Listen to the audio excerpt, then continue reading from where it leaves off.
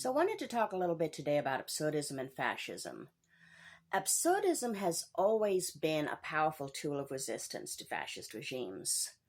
Absurdism represents the irrational, the incomprehensible, and the futility of imposed meaning and order.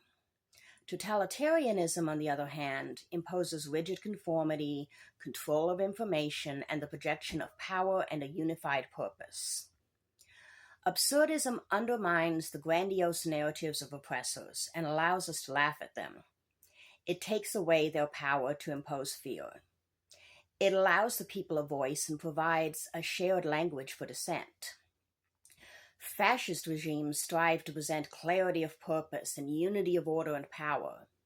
Absurdism disrupts this logic through mockery, uncertainty, and irrationality. Absurdism reveals the fragility of human projects, undermining the monolithic front of the fascist regime. Absurdism can function as a sort of intellectual and cultural subversion. It refuses to grant the regime the final say over meaning, heroism, and history. Absurdism can transform fear, alienation, and despair into theater, mischief, and paradox. It allows a form of resistance that goes outside the normal channels of media and social expression. There have been many examples of absurdist critique throughout history. Early forms of comedy, such as ancient Athenian plays like Aristophanes' The Birds, employed absurdist forms of language and imagery in order to mock the establishment, the powerful, and the accepted norms of society. Similar techniques were used by the theater of the absurd, which centered around concepts of absurdism that echoed in the devastation of post-World War II Europe.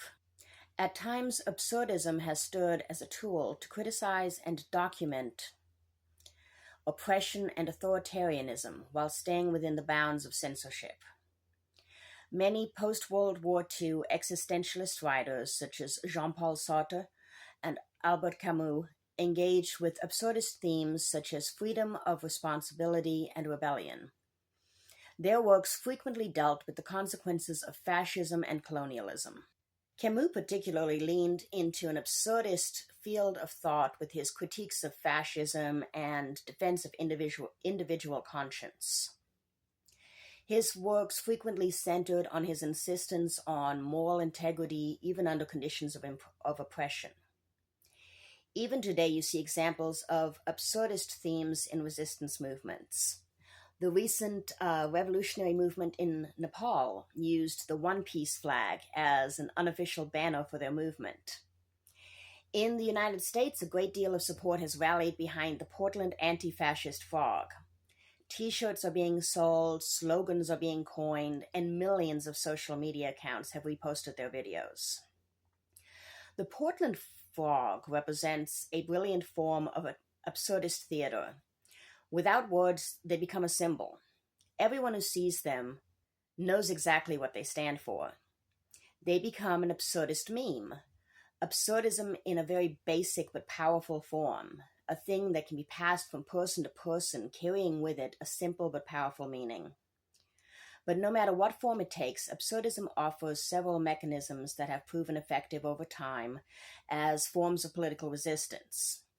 It works by undermining totalitarian narratives, by showing that the symbolism and the language of the regime cannot fully capture reality.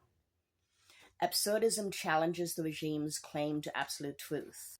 It also sustains dissent through humor and irony by disarming terror, reducing the emotional power of fear, and offering a shared language for criticism and dissent. Absurdism centers around human morality and responsibility, even in the face of meaninglessness or overwhelming forces. It often emphasizes human dignity and the necessity and ability to act with autonomy, even under oppression or coercion.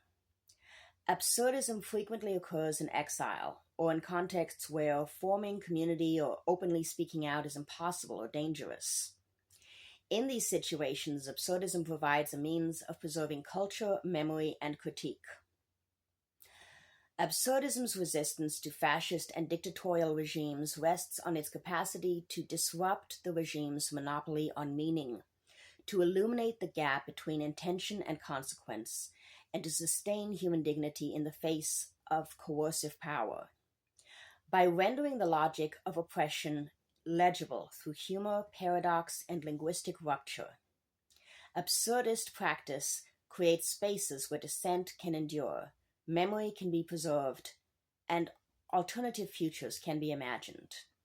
The historical record through theater, prose, and philosophical discourse shows how absurdism has functioned not merely as a disruptive account of human experience under oppression, but as an active, courageous, and strategic form of political resistance. The rupture of conventional logic offered by absurdism opens a space for imagination, for alternatives, and for possibilities beyond the regime's reach.